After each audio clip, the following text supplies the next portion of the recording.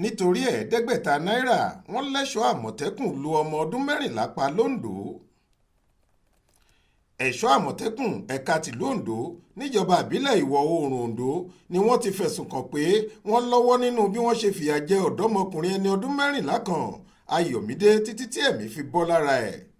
ìṣẹ̀lẹ̀ yìí la gbọ́ pé ó wáyé lágbègbè Ògbóǹkòwò Odòjọmu nílùú Ondo lọ́jọ́ àìkú Sunday ọjọ́ 14 oṣù karùn-ún ọdún 2023 tá a wà yìí.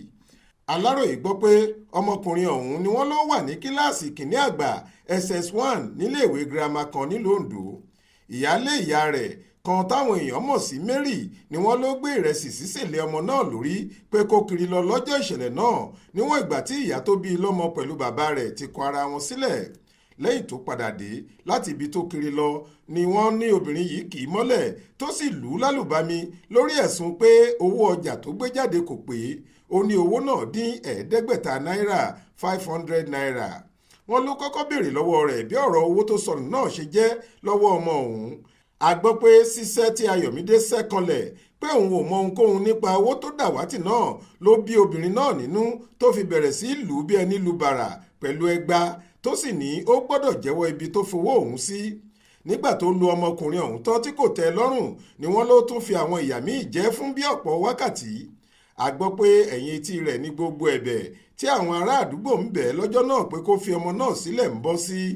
lẹ́yìn ọ̀rẹ̀yìn ni wọ́n ló ṣẹ̀ṣẹ̀ wáá fa ọmọ orogún rẹ̀ ọ̀hún lé àwọn ẹ̀ṣọ́ àmọ̀tẹ́kùn ìlú Ondo lọ́wọ́ níbi tí wọ́n ti tún fìyà jẹ títí tó fi dákú mọ́ wọn lọ́wọ́. Aláròyé gbọ́ pé wọ́n sáré gbé ọmọ náà lọ sílé ìwòsàn ìjọba tó wà nílùú Ondo fún ìtọ́jú. ibẹ̀ ni wọ́n lọ́mọ ọ̀hún padà kú sí lẹ́yìn wákàtí díẹ̀ tí wọ́n gbé e débẹ̀. nígbà tá a pe alukoro ọlọ́pàá ìpínlẹ̀ Ondo abilékọ Fúnmiláyọ̀ Ọdúnlámì láti fìdí ìṣẹ̀lẹ̀ ọ̀hún múlẹ̀ ó ṣàlàyé fún akọ̀ròyìn wa pé kó pe àwọn ẹ̀ṣọ́ àmọ̀tẹ́kùn fúnra wọn níwọ̀n ìgbà tó jẹ́ àwọn ni wọ́n fẹ̀sùn kàn. ìgbà méjì ọ̀tọ̀ọ̀tọ̀ la pe akọgun Adétúnjì Adélẹ́yẹ tó jẹ́ adarí ẹ̀ṣọ́ àmọ̀tẹ́kùn ìpínlẹ̀ Ondo ṣùgbọ́n tí kò gbé aago rẹ̀ bẹ́ẹ̀ ni kò tí ì pè wá padà títí tá a fi parí àkójọ ìròyìn yìí tán. Olúṣèyẹ Ìyádé ló ṣàkójọ ìròyìn yìí fún iléeṣẹ́ tẹlifíṣàn Aláròyé online.